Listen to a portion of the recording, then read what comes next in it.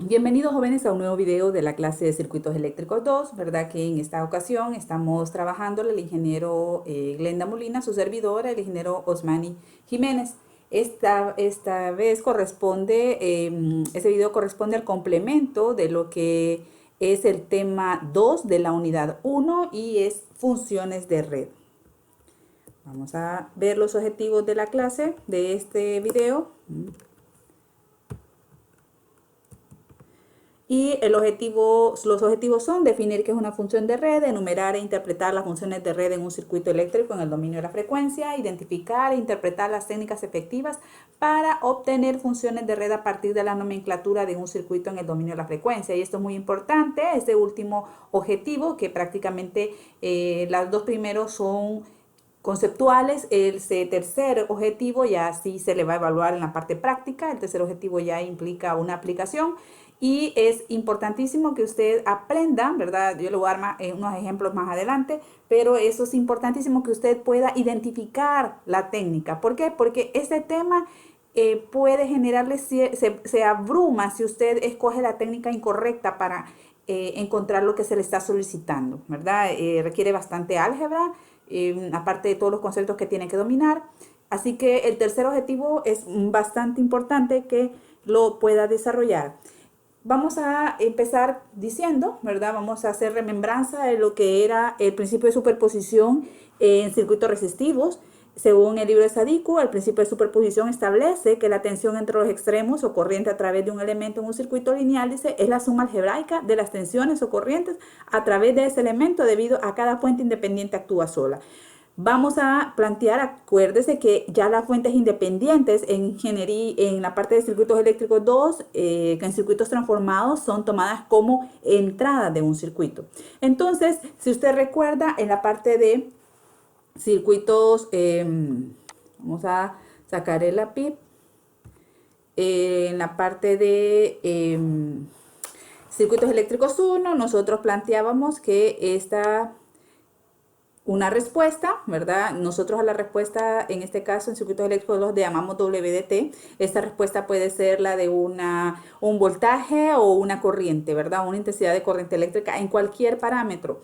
Esa respuesta es igual a la suma de las respuestas parciales. ¿Y de dónde salían estas respuestas parciales? Pues estas respuestas parciales dice que salía de la contribución de cada respuesta a la fuente independiente. O sea que si habían tres fuentes independientes, como máximo nosotros íbamos a tener tres elementos, ¿verdad? Y podíamos tener menos, porque no necesariamente, porque la contribución de la fuente para una respuesta en específica no necesariamente tenía que existir, podía ser cero la contribución, ¿verdad? Pero como mínimo íbamos a tener la misma cantidad de respuestas que cantidad de fuentes independientes tuviese el circuito. Ahora bien, si usted se recuerda, cuando nosotros planteábamos las respuestas parciales, nosotros planteamos una constante multiplicado por una fuente. Aquí la fuente es x de t. Y aquí está, ¿ves? X de t iba a ser la fuente.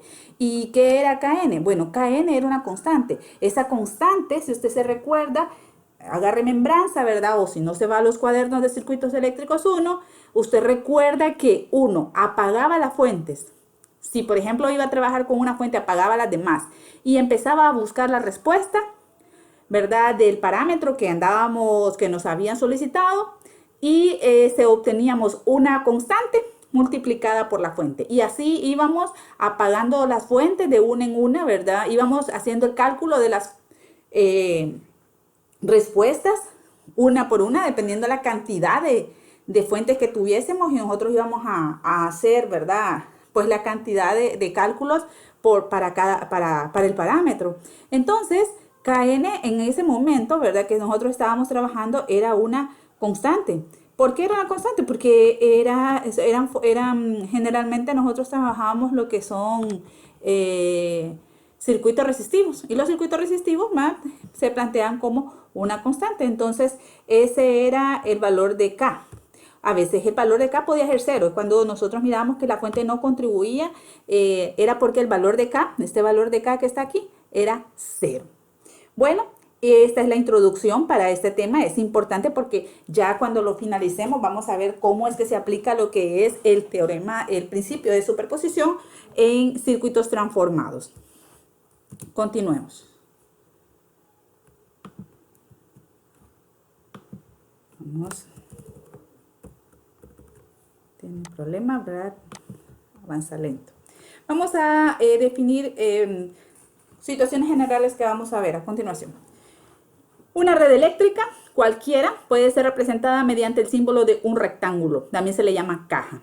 En este caso yo estoy diciendo que todo este circuito que está aquí está dentro de esta caja. Esta caja representa este circuito. A veces siempre me preguntan, ¿y las cajas qué tienen adentro? Señores, una caja puede tener el sistema eléctrico de Honduras, ¿verdad? Una caja puede tener una resistencia. Una caja puede tener infinidad de elementos, ¿va? Una cantidad finita de elementos. Entonces, ¿por qué? Porque simple y sencillamente nosotros planteamos como un sistema, en este caso nuestro circuito, dentro de esta cajita. Esta cajita representa, digamos en este caso representa este circuito que está acá. Puede ser más grande, ¿verdad? Puede ser, por cierto, es un circuito activo. ¿Por qué es un circuito activo? Porque tiene una fuente dependiente. También pueden ser solo circuitos pasivos, puede ser circuito activo.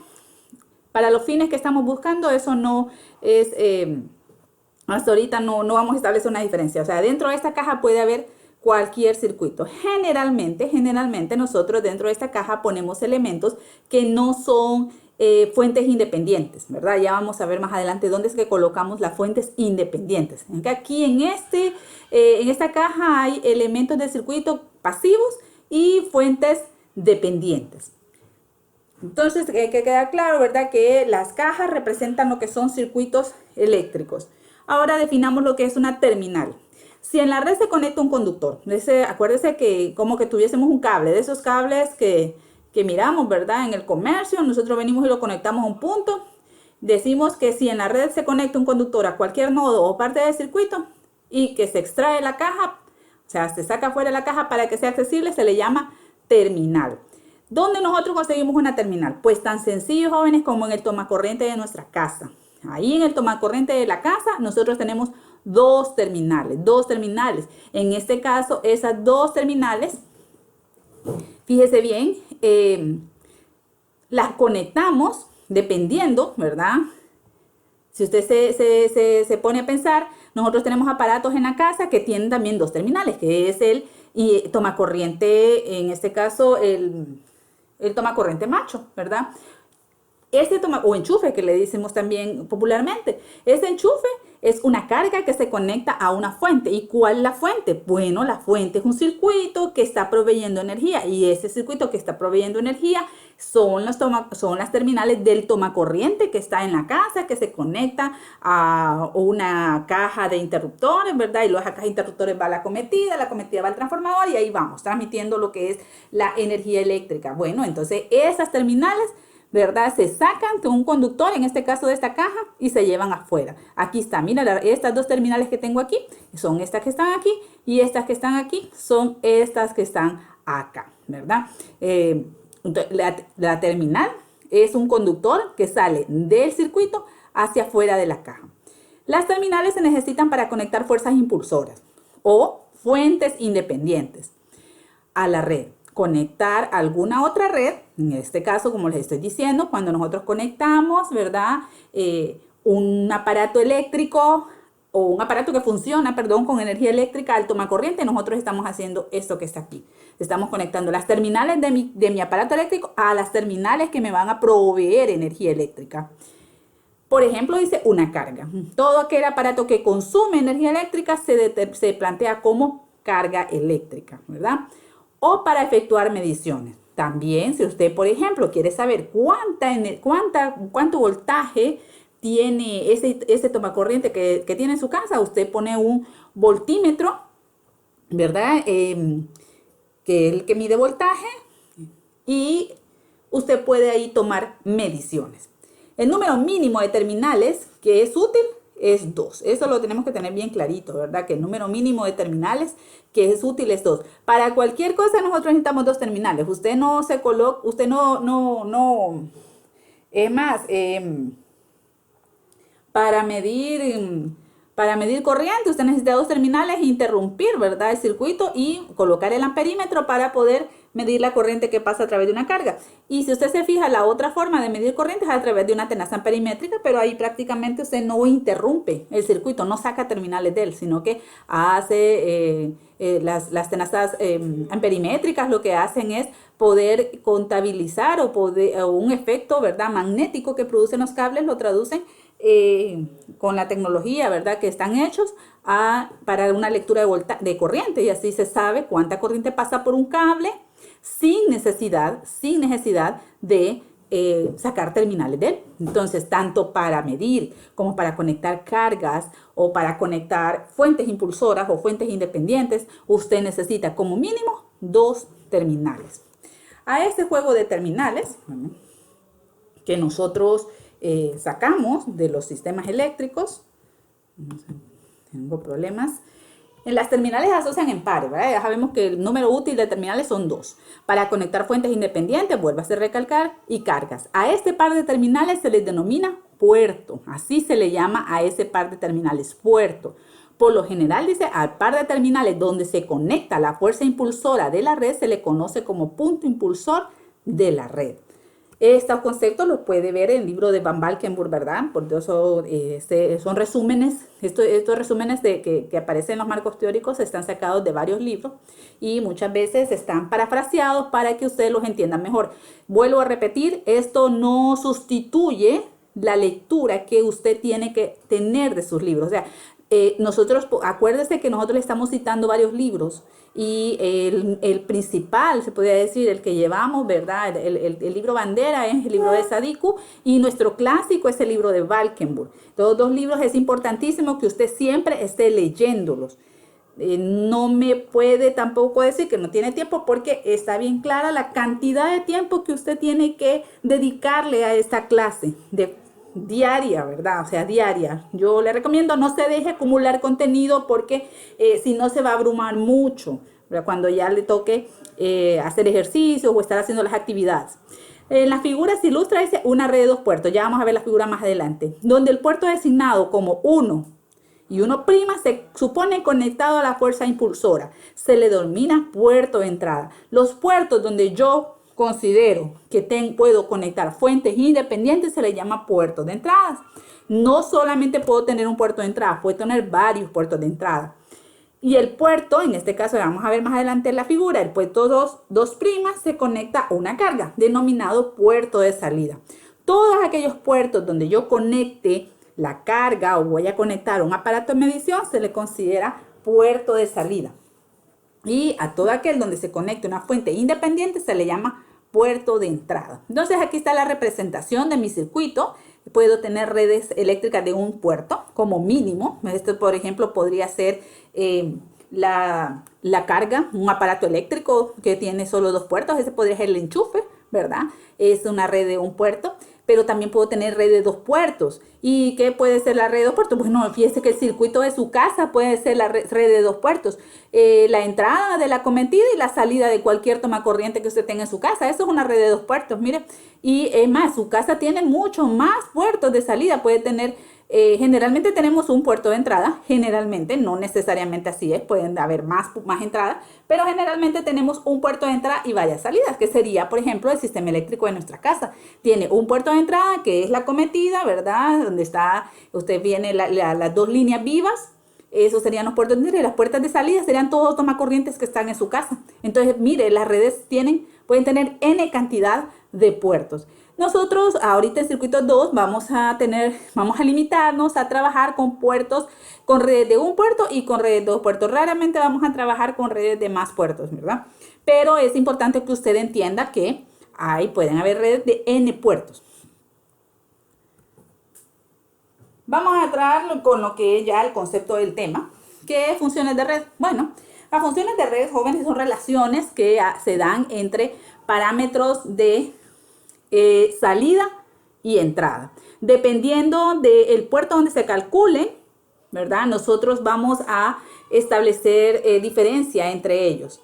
Y ya vamos a aquí definirlo. Dice, la impedancia transformada equivalente de un puerto se define como la relación entre el voltaje transformado y la corriente transformada para una red en estado cero, sin condiciones iniciales. O sea que ya aquí, jóvenes, nosotros ya no estamos tomando en cuenta condiciones iniciales. Y si se tomaran en cuenta las condiciones iniciales, esas condiciones iniciales en ese circuito se están tomando como entrada ya. Se lo dije desde el inicio de la clase. Cuando no se cuenta con fuentes internas independientes de voltaje, o sea que estamos hablando que esta caja solo tiene inductores, capacitores, resistencias y fuentes dependientes. Entonces, aquí tengo una red de dos puertos donde yo planteo, digamos, esta parte de aquí y esta parte de acá, que es el puerto 2, puerto 1 y puerto 2.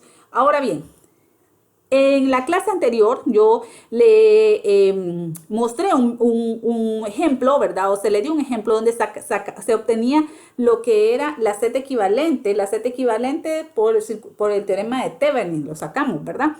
Bueno, esa Z equivalente, dependiendo de los puertos donde yo la tenga, esa sería la relación BS e IS, en este caso. Pero porque en el caso de que yo apagara las fuentes, acuérdense, si yo apago todas las fuentes, el voltaje Thevenin se hace cero y lo único que me va a quedar va a ser ZS. Entonces, la relación del voltaje transformado entre la corriente transformada se llama ZS y la relación corriente transformada y voltaje transformado se llama YDS o admitancia. Ahora, estas dos relaciones son importantes y usted puede decir, bueno, pero yo puedo sacar de este circuito, puedo sacar la impedancia equivalente de estos terminales o también de estas otras terminales. Porque usted aquí puede relacionar B1 sobre I1 de S o I1 sobre B1 de S. Bueno, para no entrar, ¿verdad? No tener la ambigüedad de que no sé qué es lo que representa esta expresión, entonces se ha determinado, ¿verdad? Se plantean lo que son las funciones de red y a esta función de red se le llama punto impulsor. Las funciones de red de punto impulsor tienen una característica. Las funciones de red de punto impulsor solo se dan en la relación entre los parámetros de un puerto. O sea, las funciones punto impulsor pueden existir en funciones de red que tengan mínimo un puerto, ¿verdad? Pueden tener más puertos, pero para que haya funciones de red, con que tenga uno es suficiente. ¿Y por qué con que tenga uno es suficiente? Porque las funciones de punto impulsor, ¿verdad? O las funciones de un puerto, lo que relacionan solamente son los parámetros que en ese puerto pueden haber. Y estos parámetros son voltaje, en este caso voltaje 1, porque están referidas al puerto 1, y el voltaje, y la corriente I1 de S, porque está referida a lo que es, ¿verdad? Aquí I1 de S y B1 de S. Son los dos parámetros que podemos encontrar en este puerto. Ahora bien, estos parámetros yo los puedo plantear aquí. B1 de S y uno, o sea, estas son las únicas dos relaciones que yo puedo plantear. B sobre I e I sobre B1. Cuando las funciones pertenecen, o en este caso son funciones punto impulsor, fíjese que se plantean con su índice 1, 1. ¿Qué significa? Estas son las dos funciones punto impulsor para lo que es el circuito, el puerto 1 de esta red que tengo yo aquí. En las funciones de red de punto impulsor se cumple que una es la inversa de la otra, así como está en esta parte de aquí, ¿verdad? Para la función de punto impulsor se cumple que esto es igual a esto. ¿Y por qué? Porque I1, fíjese bien, está aquí y B1 está acá. Tiene que tener muy claro eso. Para la función de punto impulsor se cumple lo que es la parte recíproca. O sea que si, por ejemplo, vamos a ver si podemos escribir. Si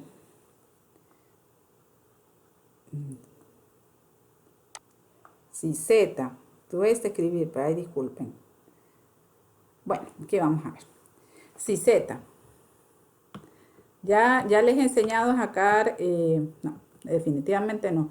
Si Z, por ejemplo, fuera S más 1 sobre S más 2, ¿verdad? Si Z11 fuera S más 1 sobre S más 2, la Y11 va a ser S más 2 sobre S más 1, o sea, es recíproco, ¿no? Ahí no hay que complicarse. Una vez tenga una Y11, prácticamente tengo Z11. Es muy importante, jóvenes, que lo tengan eso muy en cuenta, porque cuando miremos el siguiente tema, que son lo que es restricciones de polos y ceros, va a entender que por qué nosotros cuando hablamos de condiciones hacemos el énfasis en funciones punto impulsor y funciones de transferencia, que son las siguientes que siguen. Entonces, tengan muy en cuenta esto, ¿verdad? Y11 es el recíproco de Z11 y viceversa. Z11 es el recíproco de el inverso, perdón, de Y11. Sigamos. Entonces quiero que quede claro que son las funciones punto impulsor, son aquellas funciones que se dan como la relación de los parámetros que se encuentran en un solo puerto.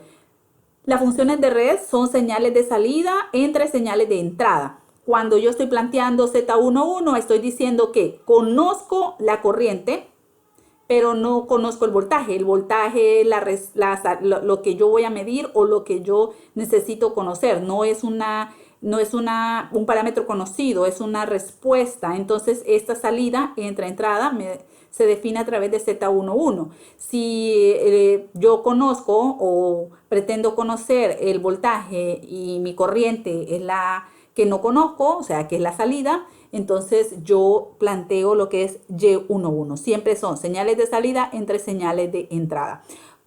Otra cosa importante que quiero que entiendan es que cuando nosotros ya estamos trabajando en redes eléctricas con puertos, no espere, muchas veces nosotros lo ponemos, pero no espere fuentes independientes acá. O sea, no espere que yo le ponga aquí una ruedita con positivo o negativo o una fuente independiente de corriente. No espere eso. Desde el momento que yo le estoy diciendo que ese es un puerto de entrada, yo le estoy diciendo ahí que usted ahí ya está listo para poner o una fuente de voltaje o una fuente de corriente, ¿verdad?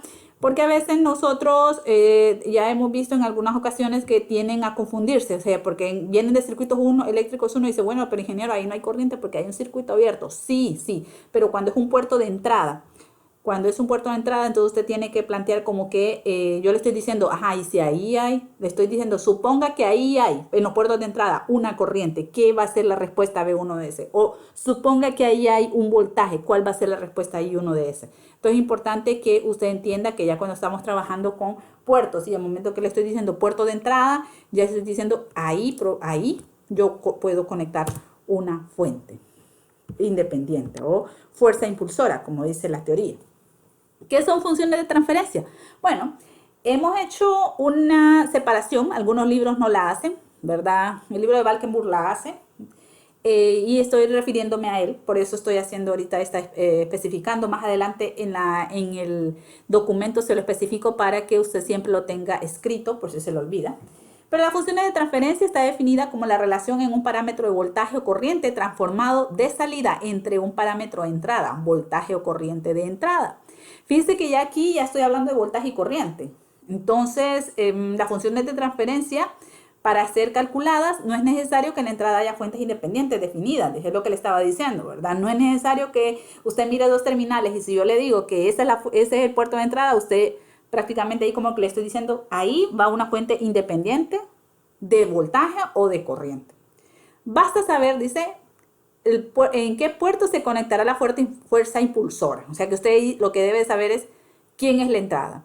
Y el puerto parámetro de salida, un voltaje o una corriente transformados. Si se plantea XS como el parámetro de entrada, nosotros en circuitos eléctricos 2 acostumbramos a poner las entradas como XS y las salidas como WDS. Si nosotros planteamos, ¿verdad?, la entrada como XDS y la salida WDS transformada, la función de transferencia está definida entre WDS y XDS, o sea que es el parámetro de salida transformado entre el parámetro de entrada transformado. Vamos a continuar.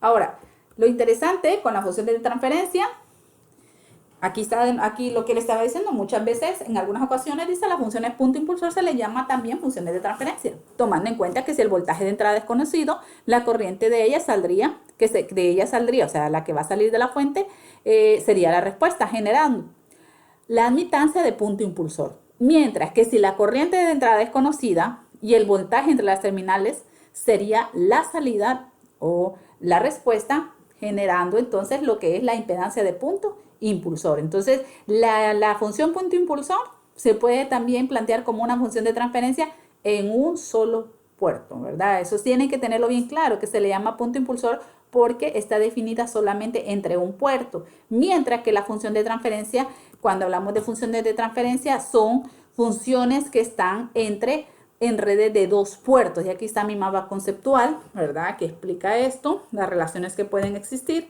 Esta parte de aquí, esto usted lo puede poner en la web, ¿verdad? En la barra de direcciones y lo lleva al mapa conceptual o se puede navegar si no mira bien, lo puede ampliar y todo. Yo creo que tuvo que haberlo hecho para lo que son los casos de frecuencia compleja que vimos en la clase número 1, en el tema 1. Y yo le recomiendo que lo abra con el navegador de Mozilla, ¿verdad? O Internet Explorer. Es más amigable esa aplicación.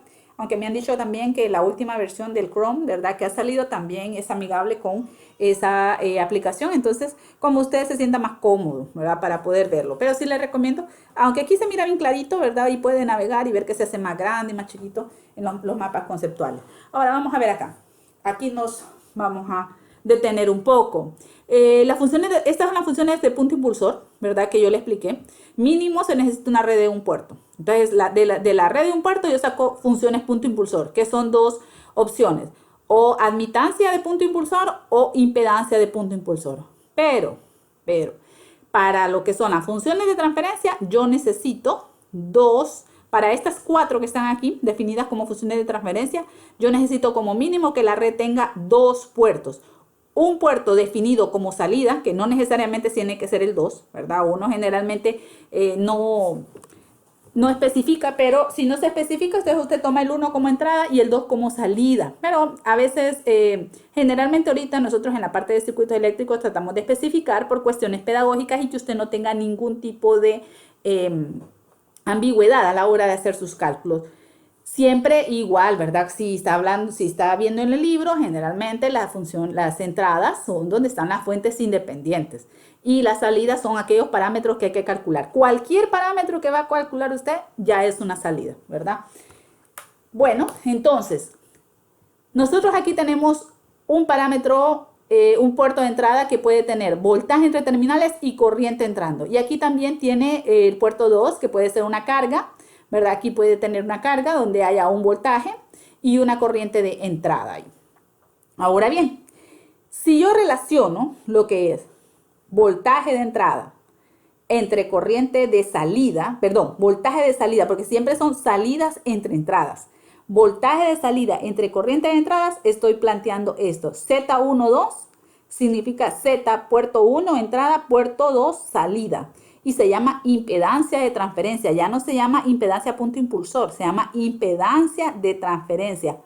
Ah, otra cosa aquí importante, se lo puse por eso. La impedancia punto impulsor, muchas veces yo no le digo obtenga la impedancia punto impulsor, le digo impedancia equivalente entre las terminales del puerto 1. Es prácticamente que usted encuentre el equivalente como encontraba en circuitos 1, la resistencia de Thevenin. Bueno, así es la impedancia de Thevenin entre los puertos, ¿verdad? En el 1,1.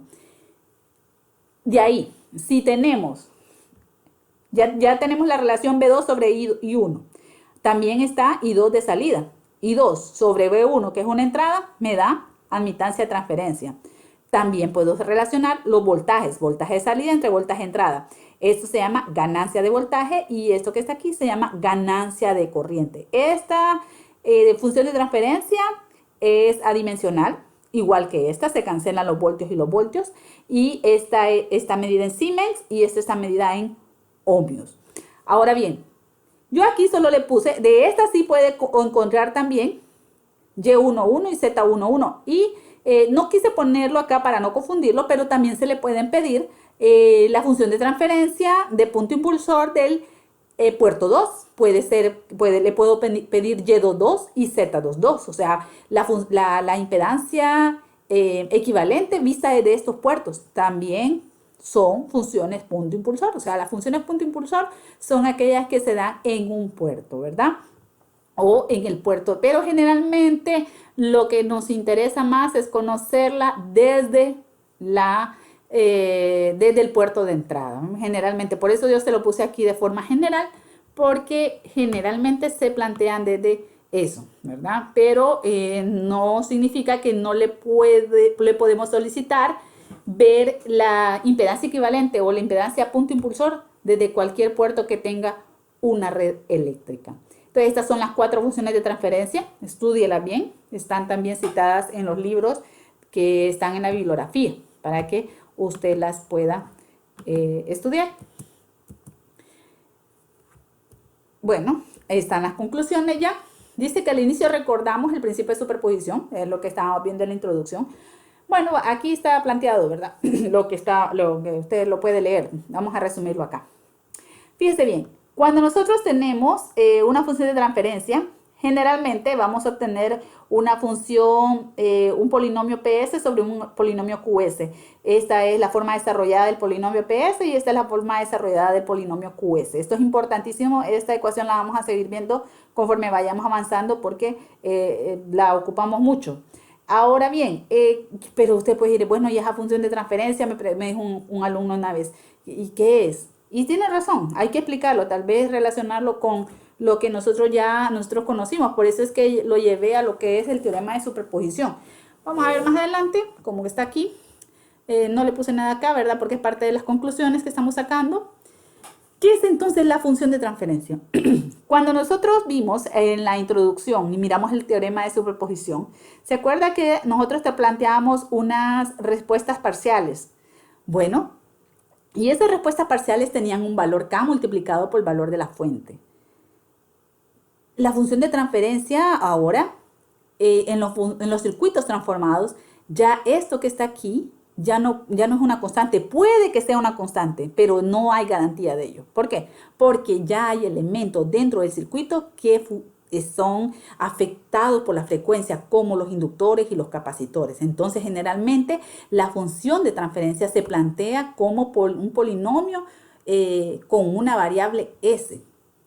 ¿Puede ser constante? Sí puede ser constante. Eso no se descarta.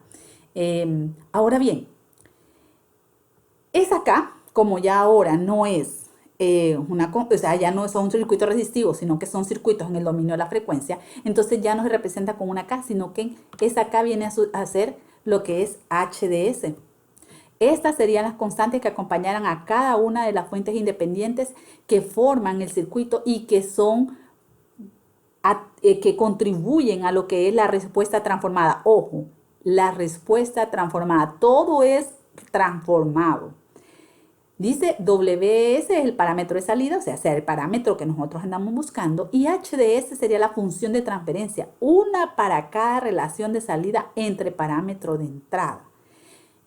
Aquí, por ejemplo, yo puse un ejemplo chiquitito, que N es el puerto de salida. Y todas estas, digamos que son fuentes independientes que están conectadas a ese circuito. O sea que todas estas serían entradas hasta el puerto N-1. Y de ahí todos, y con respecto a un puerto de salida. Porque eso sí, el puerto de salida, si yo quiero calcular más respuestas, o sea, tener puertos de salida, más puertos de salida, está bien, pero solo se puede calcular una respuesta a la vez, ¿verdad? O sea que si yo quiero calcular otro puerto de salida, entonces son otra contribución de respuestas parciales y una por cada entrada.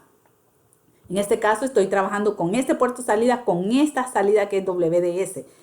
Y esta HS1N, o sea, le puse 1 porque está referida a este puerto de entrada con este puerto de salida.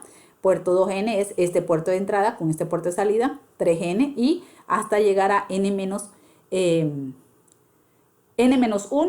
¿verdad? Ahora bien, cada una de las frecuencias de la función de transferencia, ¿cómo la va a calcular? Bueno, tiene que apagar todos los puertos o todos aquellos puertos que usted considere que van digamos, que puede ser conectada a las fuentes independientes, usted los cancela. Por eso no es tan fácil, yo le dije desde el primer tema, aplicar el principio de superposición. Nosotros siempre trabajamos con 2 puertos, pero porque tiene que apagar cada una de tiene que cancelar cada uno de los puertos o asumir que está en corto o está en circuito abierto y empezar a hacer los cálculos de una función de transferencia de ese puerto con respecto al otro. O sea, descartar el puerto que tendría, si yo quiero encontrar la función de transferencia de uno con respecto a n, entonces usted no toma en cuenta este ni este y solo se empieza a enfocar en la función de transferencia de este. No, ahora quiero encontrar la contribución del puerto 2. Entonces calcula, este no lo toma en cuenta, ni este tampoco, y calcula esto que están aquí. De ahí el 3 y así va. Entonces va a resultar una función de transferencia por cada relación de puertos con respecto al puerto de salida, como haría cuando está encontrando las constantes que se multiplican por las fuentes independientes en los circuitos resistivos. Entonces, este HDS prácticamente sería eso. Pero usted me dice, bueno, ingeniero, pero porque entonces hay Z1, U2, Y1, 2. Porque usted sabe que dependiendo de la naturaleza de la fuente independiente, así va a ser la constante. Si la respuesta es voltaje y esta fuente es en voltios, significa que HDS 1,1. ¿Qué unidades va a tener? Si esto es voltios, si la respuesta es un voltaje y esta fuente, yo digo, y esta entrada la planteo como un voltaje, significa que esto va a tener una unidad dimensional. Solo va a ser algo que va a estar multiplicando a la fuente, a la entrada, perdón, en este caso. Y prácticamente esto sería una ganancia de voltaje. Pero esta que está aquí no es una ganancia, esta es una fuente de corriente, pero esta respuesta es un voltaje. ¿Qué valores, qué unidades tiene que tomar esta función de transferencia para que al multiplicarla con amperios me dé voltios? Según ley de Ohm, esto tiene que ser ohmios, porque ohmios por amperios me va a dar voltios. Entonces esto significa que sería una impedancia de transferencia. Y así, dependiendo de lo que yo voy a encontrar, dependiendo de la respuesta y dependiendo de la entrada que yo estoy tomando en cuenta, eso va a ser entonces la contribución de mi, así sería la definición de mi función de transferencia. Es una ganancia de corriente, una ganancia de voltaje, una impedancia de transferencia, una admitancia de transferencia. Y esta es la relación, ¿verdad?, que usted podría plantear para lo que son las funciones de transferencia. ¿Cuál es el significado de la función de transferencia? ¿Cómo relaciono yo esa función de transferencia con lo que yo ya aprendí en circuitos eléctricos 1? ¿O cómo era que en circuitos resistivos? Bueno, esto es HDS, es prácticamente las K, ¿verdad?, que nosotros encontramos con el teorema de superposición. Solo que nosotros vamos a trabajar solamente con redes de 2 puertos. Entonces, si solo tenemos redes de 2 puertos, vamos a tener una salida, que sería la respuesta, y una entrada, ¿verdad?, que sería la fuente o el puerto donde se conectaría la fuente. Pero yo le puedo cambiar, no necesariamente la entrada siempre va a ser al final del circuito. Puede ser cualquier parámetro en el circuito, en cualquier punto del circuito. Toda aquella respuesta, todo voltaje de un elemento, toda corriente de un elemento es una salida que tiene una función de transferencia que relaciona a ella entre lo que yo podría poner en la entrada, ¿verdad? Esta es la bibliografía, Alexander, el libro de Sadiku, ¿verdad? Si no, jóvenes, ¿verdad?, si no saben dónde buscar los temas, no esperen que a veces los temas no están tal como aparecen acá. Váyase al índice, o sea, aprenda a navegar en los libros. Ahorita es importante que usted aprenda a navegar en los libros, porque usted solo está estudiando. Si no está en el índice, entonces uno se va al índice atrás de todos los libros, tiene un índice, ¿verdad?, en orden alfabético de palabras claves. Entonces usted vaya hacia ahí y ahí ubica, ¿verdad?, en el tema en el libro de circuitos eléctricos que usted está utilizando, porque Yo le recomiendo esto. Estos son los libros que nosotros llevamos, pero usted puede tener más libros de consulta, ¿verdad? Yo no, o donde buscar ejercicios. Trate siempre de aprovechar los recursos que le dan los libros. Los libros tienen ejercicios ya resueltos que usted los puede estudiar para ver cómo se hacen y luego irse a hacer ejercicios. Nosotros le estamos proveyendo ejemplos, pero no se conforme con eso. Bueno, vamos a continuar, vamos a plantear un ejemplo. Uno de los objetivos que se le habían planteado en la apertura del tema era poder aprender que los diferentes tipos, las nomenclaturas de los circuitos que podía presentarse y qué técnicas utilizar. El libro de Valkenburg cita circuitos tipo divisores de corriente o voltaje, tipo escalera, redes puenteadas y tipo celosía. Así como se los numeré, así es la complejidad de ellos. Con lo que son los divisores de voltaje, pues planteamos circuitos como este tipo que está aquí, ¿verdad? Aquí se lo planteo, divisores de voltaje o corriente. Y en este caso, por ejemplo, le estoy pidiendo la impedancia de transferencia. Entonces es voltaje de salida entre corriente de entrada transformados. Lo primero que debo hacer es transformar el circuito. Una vez que transforme el circuito, vamos a darle acá. Una vez que transforme el circuito, yo empiezo a hacer mis cálculos. Fíjense, en este caso yo planteo a BODS en función de IODS. Y una vez que tengo planteo BODS en función de IODS. Yo digo que es igual a el valor de la impedancia, que es 10 sobre S, por la corriente que pasa ahí. Y si usted se fija, tanto estos dos elementos, si yo los sumo con este que está aquí, me van a quedar en paralelo. Y tengo una entrada que la estoy definiendo como corriente. Esa corriente se divide en estas dos ramas, entonces yo puedo aplicar divisores de corriente en mi circuito y encontrar la corriente I.O. y después encontrar BO. Bueno, aquí está planteado, se lo planteo de dos formas, se lo planteo como planteando aquí 2 más S, o sea, cuando yo quiero encontrar la corriente en un elemento y solo son dos en paralelo, estoy diciendo 2 porque yo asumo que esto yo lo voy a sumar, entonces yo ya sé que es este elemento entre la suma de los dos. Si lo quiero plantear como impedancias, ahora si lo quiero utilizando esto, entonces yo planteo el inverso de este sobre la suma del inverso de los dos. Se lo planteo así para que usted se fije que cualquiera de los dos planteamientos que se utilizan va a llevar a la misma respuesta. Y esta es la respuesta de mi circuito. 10 sobre S más 2 sobre S al cuadrado más 2S más 10.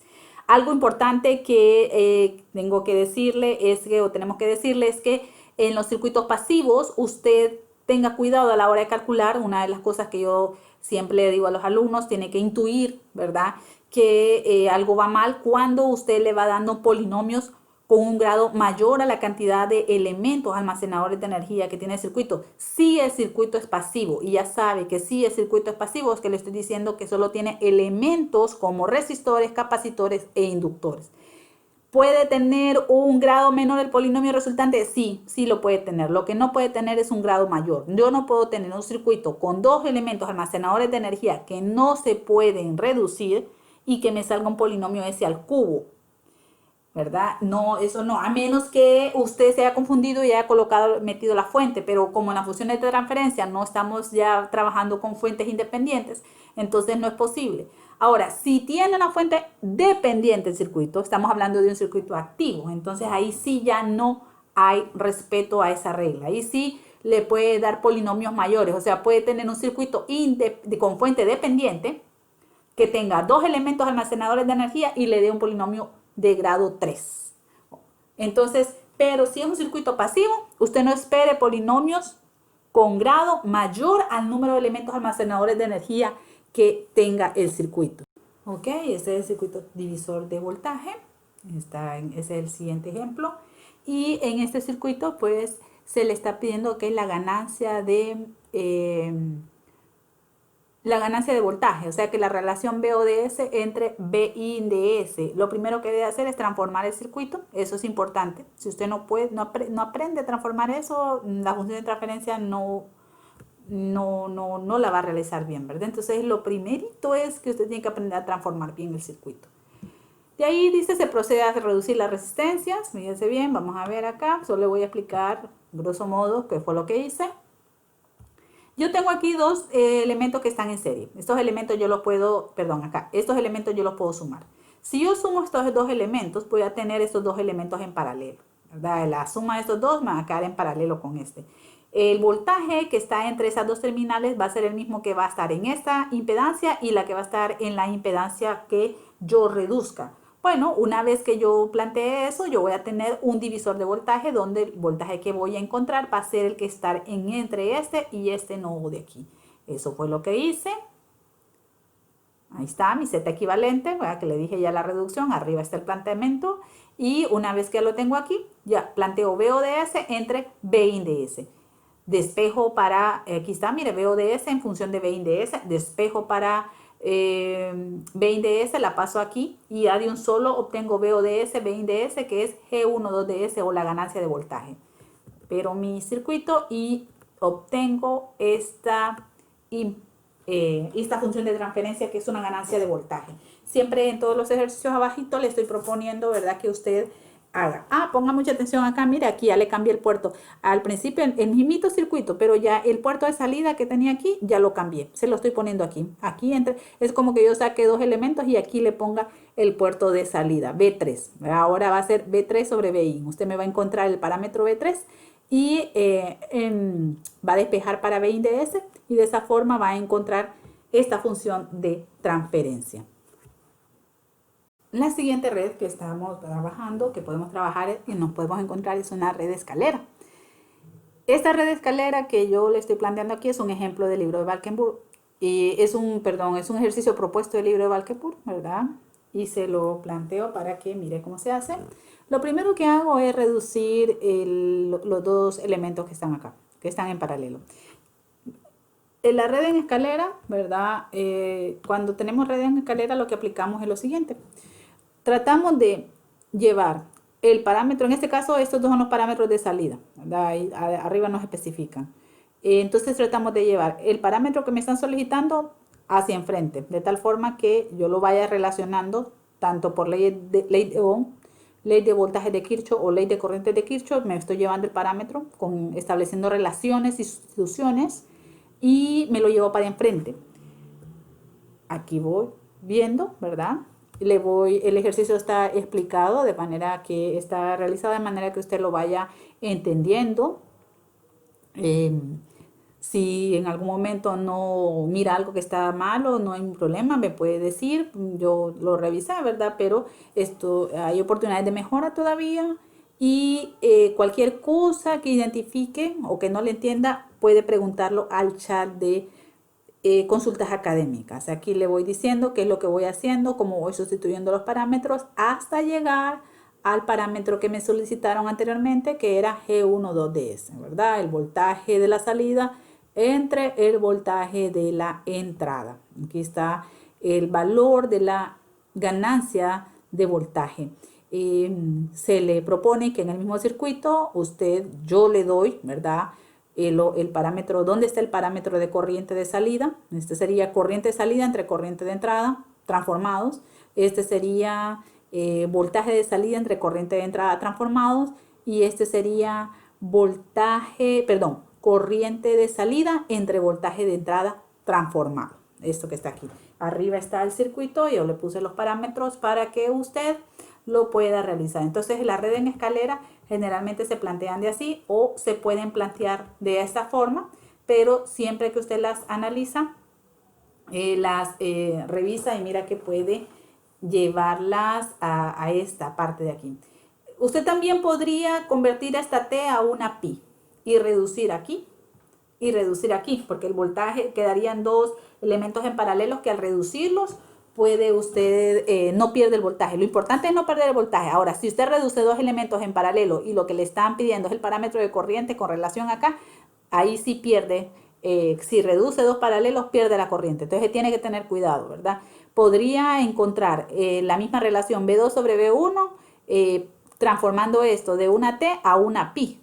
¿verdad? Porque le quedarían dos elementos en paralelo a este lado, una impedancia aquí y dos elementos en paralelo aquí. Lo reduce y prácticamente creo que podría encontrarlo a través de un divisor de voltaje. O sea que las redes en escalera, si usted las transforma, pueden también convertirse como una función, una red de divisor de voltaje o divisor de corriente. Entonces, estas son las propuestas, como le dije, no son procedimientos que se le dan, pero no necesariamente tiene que, son una ley.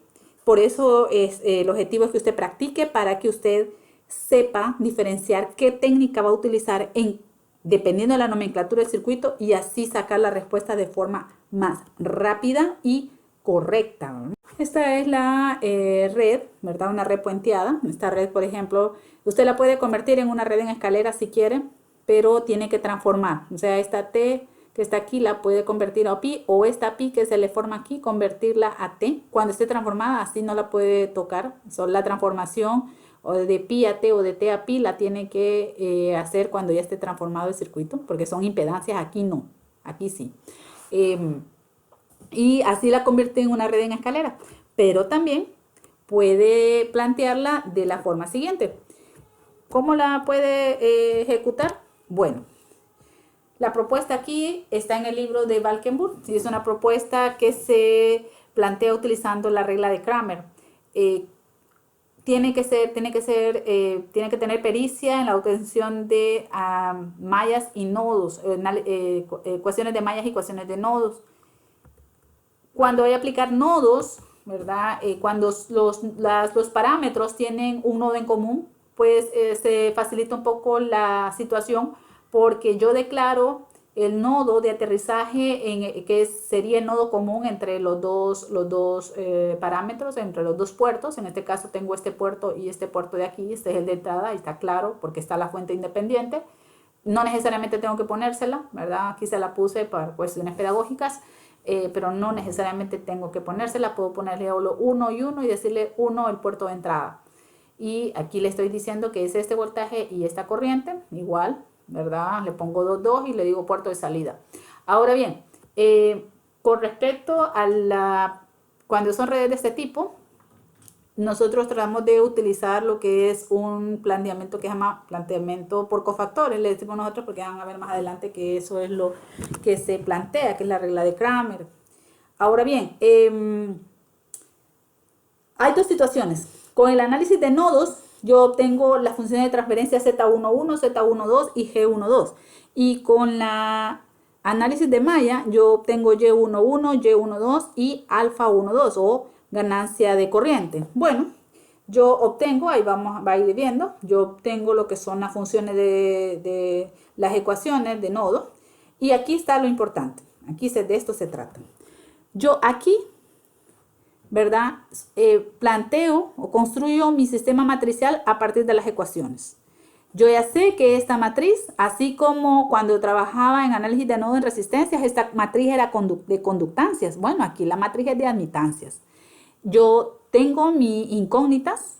En el vector de incógnita yo me tengo que asegurar que estén los parámetros que yo tengo que relacionar. En este caso me están pidiendo los parámetros a relacionar son B1 y B2, ¿verdad? Si no aparecen, hay otro ejercicio donde yo le explico, ¿verdad? Cómo lo relacionan cuando generalmente estos son los voltajes de nodo, pero muchas veces la respuesta que me están pidiendo no se plantea como un voltaje de nodo. Entonces, cuando no es un voltaje de nodo, usted tiene que plantear una relación para hacer que ese parámetro entre en este vector de incógnitas. Ahora bien, este es el vector respuesta. Póngale por favor ahí el igual. Yo se lo voy a colocar al documento, ¿verdad? Póngale aquí por favor igual, porque es igual al vector respuesta. Ahora, en el vector respuesta, usted tiene que asegurarse que solo tenga un parámetro y uno de ese. Ahora, ¿puede repetirse aquí uno de ese? Sí puede repetirse, pero no puede haber un I2 de ese. O sea, solo va a tener el parámetro, porque acuérdese que yo quiero relaciones B1 entre I1, B2 entre I1 y B2 entre BI. Esas son las relaciones, B1. Esas son las relaciones que yo quiero y esos son los parámetros que tiene que tener este sistema que está acá. El determinante, y después cuando aplico, ¿verdad? Regla de Kramer, yo ya sé que en el denominador yo tengo que tener el determinante de la matriz, esta que está aquí. El método para encontrar esta determinante es el que usted quiera. Ahora bien, pero para plantear, para poder encontrar las funciones que yo les expliqué anteriormente que se pueden encontrar a través de nodos, yo planteo lo siguiente. Yo ya sé que para encontrar una respuesta, yo puedo colocar el vector respuesta, el vector respuesta, ¿verdad? Perdón, para encontrar una incógnita, yo planteo el vector respuesta, sustituyo en la columna que se me formó por los coeficientes que acompañaban a la respuesta, a la incógnita B1, y luego y obtengo el determinante de esa matriz que se me forma entre la determinante de la matriz de admitancia.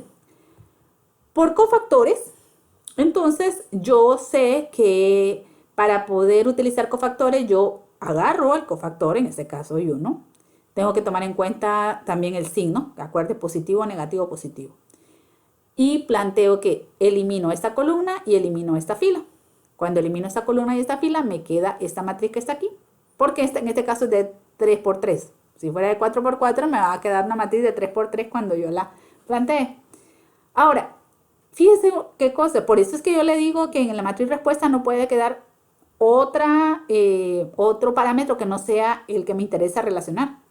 Porque esto que está aquí, como esto yo lo planteo como 0, entonces los otros, yo tendría que decir, si tengo otra cosa aquí, tendría que decir, voy a eliminar esta fila y esta columna y otra vez la determinante de los términos que queden, ¿verdad?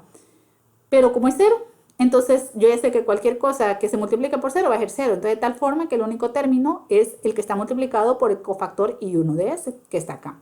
Una vez que yo lo tengo planteado, yo despejo este I1 de ese que está multiplicando al determinante de esa matriz, lo despejo al otro lado y me pasa multiplicando. Y vea que se me forma una relación B1 de ese, perdón, entre I1 de ese y esa relación es Z11. Y es lo que le digo, mire, la función de transferencia se volvió un 1.